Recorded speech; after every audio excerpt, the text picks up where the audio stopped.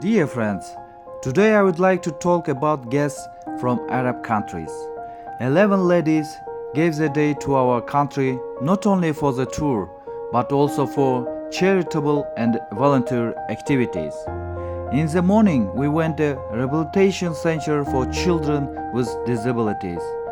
There, they not only spent time with the children, but we also brought them various necessary things to care for them.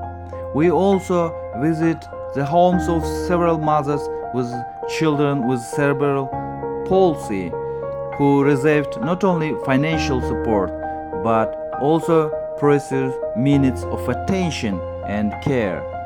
But that's not all. Our generous guests organized a dinner and invited single mothers and children with autism and Down syndrome. It was more than just a dinner. It was a special event filled with warmth and understanding. Dear guests, we express our gratitude to you. May your paths always be illuminated with the lights of goodness and love. May their example inspire us all to be kind and generous. Thank you so much.